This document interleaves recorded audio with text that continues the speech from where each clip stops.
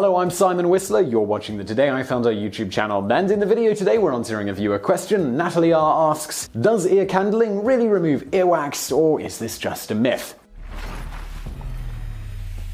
Described by medical professionals as bogus, a solution in search of a problem, and a triumph of ignorance over science, the method of removing earwax that employs heated beeswax, known as ear candling, is a staple treatment for many when their ears get clogged up. But does ear candling actually work? Adherents of the practice claim that ear candling was a part of traditional medicine from across the ancient world, including supposedly being used by the Egyptians, Chinese, and Native Americans, with one manufacturer of the wax tubes, Biosun, going so far as to refer to their product as Hopi ear candles, despite the fact that the Hopi Tribal Council has come out and stated ear candling is not and has never been a practice conducted by the Hopi tribe or the Hopi people. Well, whatever its true origins, for those unfamiliar, the process of ear candling is relatively straightforward. First of all, the sheet of cotton is coated with beeswax and sometimes a bit of honey and/or herbs as well. This is sturdy enough to roll into a narrow cone shape. The end of the cotton cone is then set into the patient's ear, and then the other end is set on fire. As it burns, adherents often claim that the flame creates a heated vacuum that pulls the earwax from the ear into the tube. Others go further and note that the negative pressure produced by the flame via the cone also draws out so-called toxins from the bloodstream.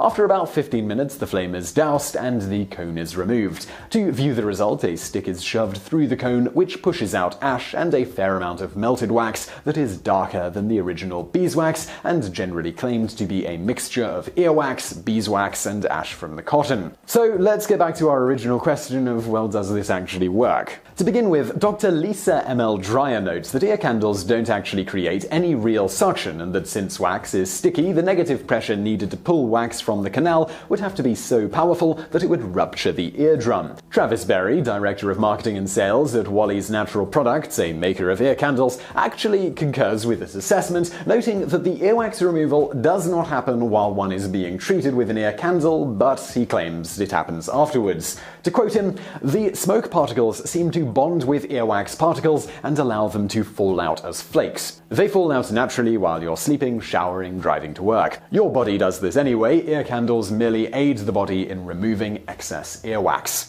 Alright, so, well, that's all well and good, but what does the hard data actually say? Well, studies to date have definitively shown that, apart from the more obvious, outlandish claims of this method purifying blood being categorically false, ear candles don't remove any earwax from the ear, save perhaps surface wax that may get stuck to the tube. For example, in one such study, researchers first performed the technique correctly, then separately burned the candles without placing them in an ear. The result was that the composition of the clump of melted wax was identical, and no change in the state of wax within the ears in question was observed, with the researchers concluding the wax from an ear cone is not from the ear, but rather is a product of the candle itself. In a 2007 paper, Cerumen Impaction, published in the American Family Physician, Dr. Daniel F. McCarter et al. Summed up the method's effectiveness based on their research, stating, "Ear candles neither created suction nor removed wax, and actually led to occlusion with candle wax in persons who'd previously had clean ear canals.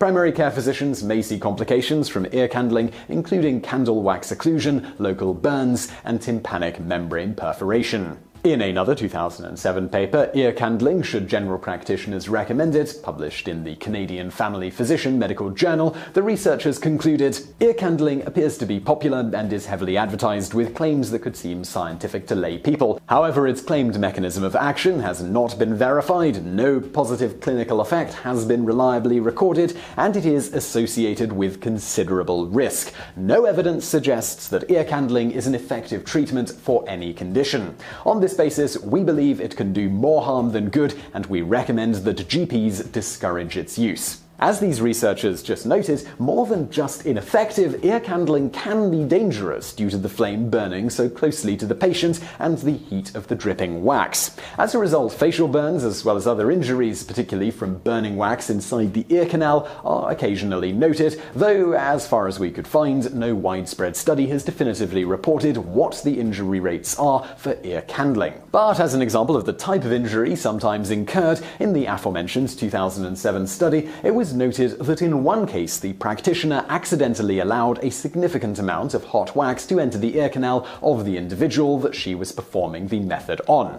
Seeking medical attention, the patient ultimately had to be put under general anesthesia to remove the wax that had flowed so deeply into her ear. Beyond the burns, a perforation of the woman's eardrum was discovered once the wax was removed. Subsequent tests revealed that she had hearing loss in that ear. At her 1-month follow-up, her hearing had not improved. So now we move on to the question, well, how should a person whose ear is clogged with earwax remove that wax safely?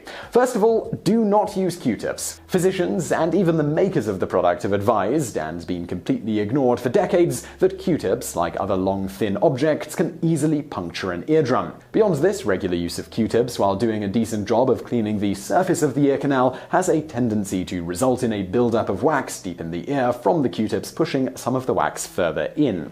Instead, for cleaning the outer surface of the ear canal, soft tissue paper wrapped around the finger can suffice. As for cleaning out a buildup of earwax deep in the ear canal, assuming one doesn't have a perforated eardrum and your shower pressure isn't too strong, lightly rinsing your ear with near body temperature water, too hot or too cold can cause dizziness, for as long as necessary, is a relatively effective method for removing earwax. Alternatively, an even better water method is the somewhat overpriced, though still a lot cheaper than a doctor's office visit, elephant ear water bottle sprayer, linked to in the description below. The general method here is to fill the spray bottle with warm water, tilt your head slightly, partially insert the tip into the ear canal, and begin vigorously spraying at various angles until the built-up earwax is flushed out. For extreme blockages, it may take several minutes of spraying to completely remove the earwax, but this will eventually get the job done. To speed up the process, over-the-counter earwax softeners may help soften the wax up before spraying, though these aren't strictly necessary. Just plain warm water will also do the trick eventually if one is patient enough. All this said, for most people, the majority of the time, manually removing earwax from the ear canal is not necessary and can even be harmful if done too often, as earwax serves a few useful purposes, such as working as a lubricant and helping to stop your ears from becoming too dry and itchy. Its stickiness also helps trap dirt and other such foreign invaders to your ears. In the end, most of the time, for most people, earwax is naturally pushed out on its own, with mere surface level cleaning in a bath or shower being sufficient to tidy up the ear. Of course, ultra-dry climates, ears that produce excessive wax or are oddly shaped internally or other such abnormalities may make it so the occasional buildup occurs, resulting in diminished hearing or even full blockage of the canal. For those times, rather than reaching for the Q-tips, which long-term will exacerbate the problem, or attempting the useless ear candling method, assuming you don't have a perforated eardrum, try something that actually works, like the elephant ear sprayer, your shower head, with pressure turned down to a comfortable level, or simply head to the doctor's office and they can clean out your ear in short order.